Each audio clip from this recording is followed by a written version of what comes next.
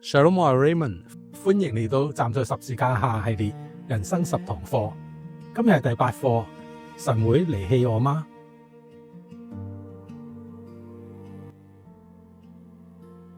今日當我哋繼續站喺十字架下邊嘅時候，我哋將會探討喺人生最脆弱嘅時候嘅一個問題：神會離棄我嗎？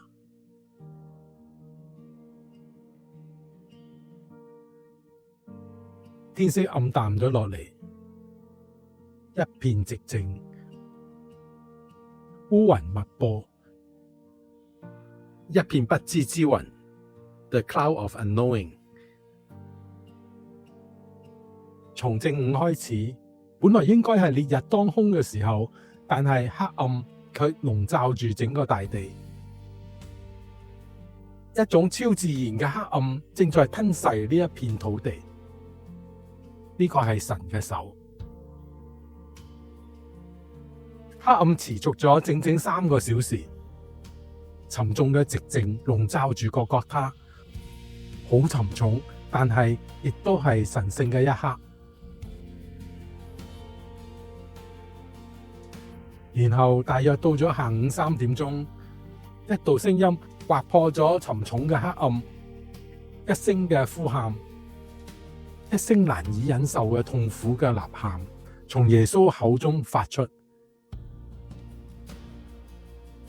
伊萊，伊萊，勒瑪撒巴克坦尼。呢個記載喺馬可福音15章34節。耶穌當時係用緊亞蘭語，係嗰個時候猶太人嘅言語，係耶穌喺拿撒勒長大嘅時候所用嘅母語。附近有啲人誤以為耶穌喺度呼叫以利亞 Elia 嚟救佢，但係耶穌並唔係呼叫以利亞，耶穌係向神呼求。伊萊係亞蘭語中嘅我的神嘅意思。伊萊，伊萊，我的神，我的神。耶穌在極度嘅痛苦當中向佢嘅神呼求。我哋有冇停落嚟諗一諗呢？耶穌有一位凌駕喺佢之上嘅神。好多基督徒會驚訝耶穌竟然有一位神，而亞維就係耶穌嘅神。耶穌2次用伊萊，伊萊向亞維呼求。伊萊，伊萊，我的神，我的神。耶穌點解要用咁急促嘅語氣嚟呼求神呢？勒瑪撒巴克坦尼，為什麼離棄我？這是一聲發自於肺腑嘅痛苦嘅呼喊。呢聲嘅呼喊使我愕然。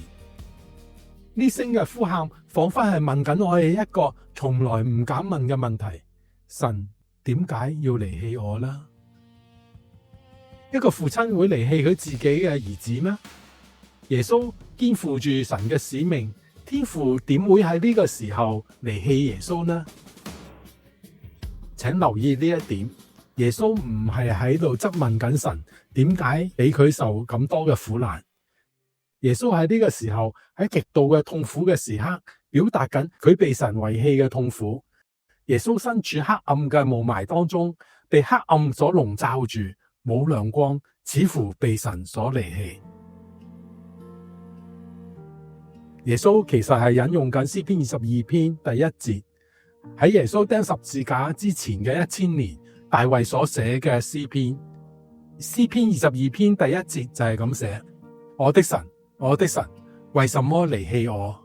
為什麼遠離不救我？不聽我哀哼嘅言語。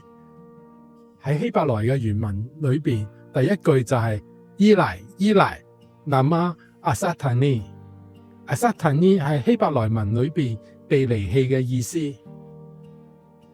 我哋必須明白，耶穌呼喊緊我的神，我的神，為什麼離棄我嘅？呢個唔係耶穌喺十字架上面臨時起意嘅呼喊。大衛喺好耐之前已經發出過呢種痛苦嘅呼喊。而家耶穌作為大衛嘅子孫喺十字架上面發出同樣嘅禱告。因此，耶穌係引用緊22篇。耶穌係時刻咁生活喺神嘅話語裏邊，佢係帶緊我哋去關注詩篇22篇裏邊嘅預言。喺古代猶太人嘅習慣裏邊，佢哋係用詩篇嘅開頭嘅第一句話係引用緊成篇嘅詩篇。我哋需要讀晒成篇嘅詩篇22篇，至能夠好好咁理解耶穌當時所講嘅話。如果係讀詩篇22篇嘅整篇，就會發現呢首詩篇係以離棄作為開頭，但係佢係用拯救同讚美嚟結尾。喺希伯來文裏邊，被離棄呢個詞係 asatani， 意思係遺留落嚟、拋棄、離棄、放手嘅意思。因此，耶穌嘅呼喊表達緊嘅係：你點解將我獨自留喺十字架上邊呢？或者講，你點解離棄咗我呢？喺70士嘅希臘文聖經裏邊，被遺棄呢個詞係 enkatalites， 係第二人稱不定過去式主動語態陳述式。佢源自於 enkatalepo， 係一個複合詞，由3個部分組成。en 意思就係在其中， kata 就係向下，lepo 就係離開嘅意思，加埋嘅意思就係被遺棄喺其中，或者就係被遺棄喺之後。希臘文嘅細微嘅差別遠比簡單嘅遺棄強烈得多。希臘文嘅字典俾咗2個重要嘅意義。首先 enkatalepo 係遺棄拋棄，佢嘅核心嘅意思係被拋棄，係處於一個無助嘅狀態。呢個詞係用嚟形容某啲嘅人被獨自遺留喺危險或者困難嘅當中。其次 enkatalepo 嘅意思係完全被遺棄，徹底地被拋棄。呢個強調咗耶穌當時所經歷嘅絕對嘅孤單。耶穌一生與天父保持住從不間斷嘅團契，但係而家卻感到徹底嘅無助，完全嘅被拋棄。係為咗乜嘢呢？等我哋嚟睇下加拉太書3章第13節，基督既為我們成了咒詛，就贖出我們脫離律法嘅咒詛，因為經上記着，凡掛在木頭上都是被咒詛的。喺呢度咒詛呢一個詞重複地用咗3次。希臘文中咒詛呢個詞 katara 係個名詞，呢個詞係祝福嘅相反。你一係就受到神嘅祝福，一係就受到咒詛。咒詛意味緊係永遠嘅詛咒。首先我哋嚟睇下律法嘅咒詛係咩意思。律法當然就係指 Torah， 就係摩西五經，係神聖嘅，因為佢揭露罪惡，冇人能夠完美地遵守律法，因此律法亦都係最終會定我哋嘅罪。所以律法嘅咒詛指嘅係神對違反律法嘅人所施加嘅審判。第二點，基督為我哋成為咗咒詛，呢個係令人好震驚嘅地方。耶穌為咗拯救我哋，唔係除去咗咒詛，而係透過釘十字架成為咗咒詛。耶穌唔單止係背負咗咒詛，而係佢自己成為咗咒詛。佢甘願背負罪孽，成為咗咒詛，為嘅係救贖我哋。佢用自己嘅生命付出咗全部作為代價嚟救贖我哋。第三點，凡掛在木頭上都是被咒詛的。保羅引用嘅係申命記21章23節，被掛的人是在神面前受咒詛的。喺猶太人嘅思想裏邊，死喺木頭上邊，暴露喺外邊，被高高嘅舉起，公開嘅受辱，意味緊係死喺神嘅憤怒之下。因此，當耶穌被釘十字架嘅時候，佢代替咗被咒詛嘅人，一個羞辱嘅記號，一個公開喺眾人眼前，係彰顯緊神對罪嘅審判。哥林多後書5章21節，神使那無罪的替我們成為罪，好叫我們在他裏面成為神的義。基督本來係冇罪嘅，佢喺十字架上面擔當咗全人類嘅罪。佢因為罪而被神離棄，唔係因為自己所犯嘅罪，而係因為我哋犯嘅罪。佢背負咗我哋嘅罪，唔單止係罪疚感，唔單止係羞辱感，而係與神分離，罪所造成嘅屬靈上邊嘅孤立。耶穌唔單止係承受咗肉體上面嘅痛苦，佢淨係進入咗罪所造成嘅屬靈嘅荒涼。喺呢一刻，耶穌唔單止喺度受苦，佢感受到同天父嘅分離。呢個就係不知之雲 ，the cloud of unknowing。耶穌並冇質疑神點解容許咁多嘅苦難發生，而係耶穌感受到與天父嘅分離而發出嘅呼喊。耶穌正喺度經歷緊我哋所有人都恐懼嘅事，與天父徹底嘅分開，永永遠遠咁與天父分開，係何等嘅可怕。總之，當耶穌呼喊我的神，我的神，為什麼離棄我？耶穌正係承受緊罪嘅全部嘅重擔，佢成為咗被定罪嗰個，被咒詛嗰個，被完全離棄嗰個，唔係因為佢自己犯嘅罪，而係因為全人類嘅罪。你留意呢一點，呢個呼喊並唔係耶穌唔信神，並唔係耶穌絕望，耶穌冇對天父失去咗信心。作為人子嘅耶穌承擔咗救贖嘅全部代價，唔好以為耶穌能夠輕輕鬆鬆咁忍受一切嘅苦難，尤其是喺呢一刻喺被遺棄嘅黑暗裏邊，承擔住罪嘅重擔，感受到天父嘅沉默，佢嘅痛苦係真實嘅，佢嘅痛苦係深深咁隱藏喺被天父嘅遺棄裏邊。耶穌喺十字架上邊仍然可能會悖逆，佢可以離棄神，佢可以詛咒神。然而佢喺唔認識嘅霧霾裏邊，喺唔認識嘅黑暗嘅裏邊，耶穌承受咗苦杯，直到最後一刻。所以耶穌嘅失敗係可能嘅，係真係可能存在嘅。我哋震驚耶穌竟然能夠喺十字架上邊為我哋承受咗咁多嘅苦難。耶穌仍然可能會失敗，一切都係懸而未決，罪嘅苦難可以壓倒佢，然而耶穌始終對神忠心。呢個就係詩篇22篇所揭示嘅奧秘。呢一首以我的神，我的神，為什麼離棄我作為開始嘅詩篇，並唔係以絕望告終。呢個詩篇嘅結尾係對亞維神信實嘅讚美。詩篇22篇第19節，亞維啊，求你不要遠離我，我的救主啊，求你快來幫助我。詩篇22篇23至24節，你們敬畏亞維的人要讚美他，雅各的後裔都要榮耀他，以色列的後裔都要懼怕他，因為他沒有藐視憎惡受苦的人，也沒有向他掩面。那受苦的人呼籲的時候，他就垂聽。你能唔能夠明白其中嘅奧秘呢？亞維神冇向耶穌掩面不顧，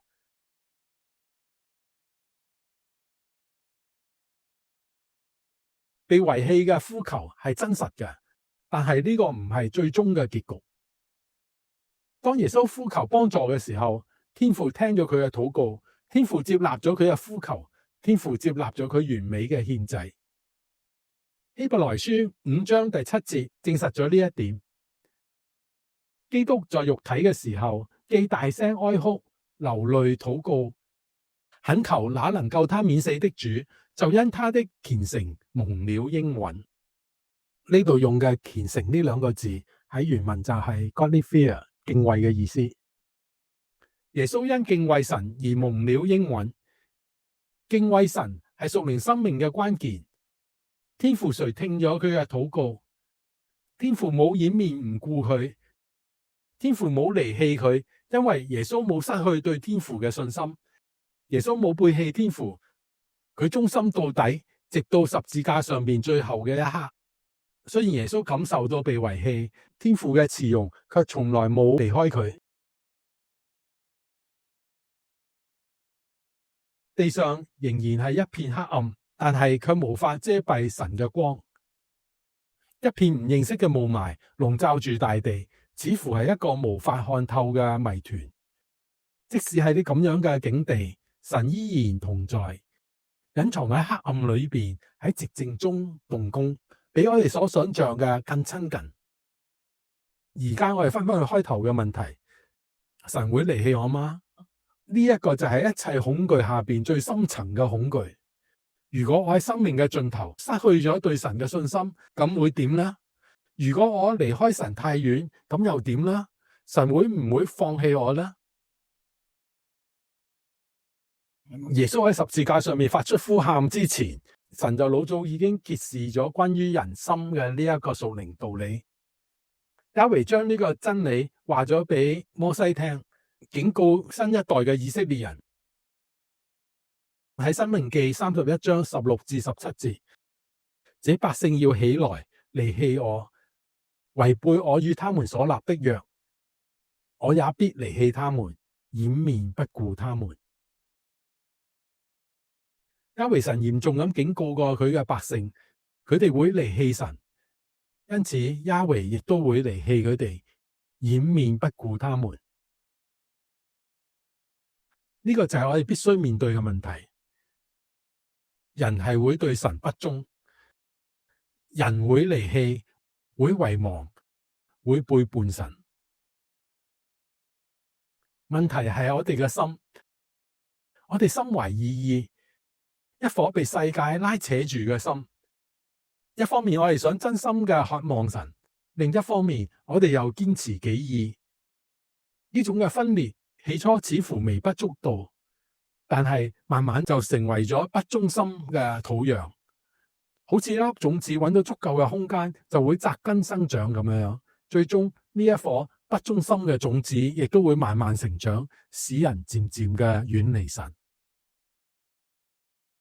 舊約聖經講述咗一個無法對神保持忠心嘅民族嘅悲哀嘅故事。聖經喺歷代志下15章2節清清楚楚咁講：你們若離棄他，他必離棄你們。呢個唔係因為神會輕易咁離棄人，而係因為亞維立約嘅愛堅定不移，佢嘅愛絕對唔會忽視任何損害我哋與佢關係嘅嘢。當人離開神，執迷不悟，不悔改，最終係會離棄神。神允許佢哋體驗到離棄神嘅後果。如果你離棄神，神亦都會離棄你。神唔會強迫嗰啲拒絕佢、離棄佢嘅人去接受佢。所以要回答呢個問題，神會離棄你嗎？其實係取決於一個情況，就係取決於你係唔係離棄咗神。睇下耶穌喺密雲幽暗裏邊，佢懸掛喺十字架上邊，佢感受到徹底嘅被離棄。佢可以咒詛神，可以離棄神，但係佢冇。耶穌保持咗對神嘅忠心，佢信靠神，即使佢因為罪嘅咒詛而感到與天父嘅分離，即使天上一片嘅寂靜，佢仍然呼求神。天父垂聽咗佢嘅呼求，天父冇掩面唔顧耶穌，佢所感受嘅係被離棄，但係呢個唔係最後嘅情況。耶穌所選擇嘅盡忠至係最重要嘅。耶穌喺十字架上面從來冇失去佢對神嘅信心。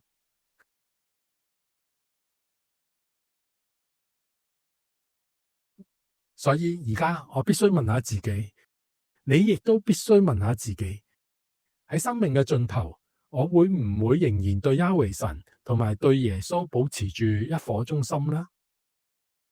問題唔係神會唔會離棄我，聖經裏邊嘅警告係人可能會離棄神。問題唔係神係唔係信神，個問題其實係我係唔係信神。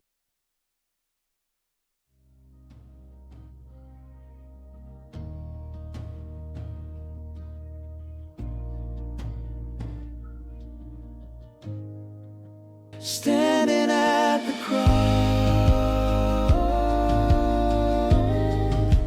standing at the cross,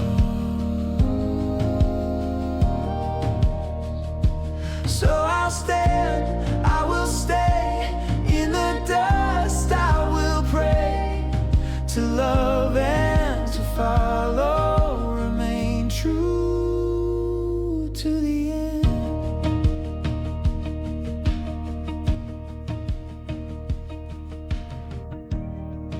Shalom，多謝你今日同我一齊站喺十字架下邊。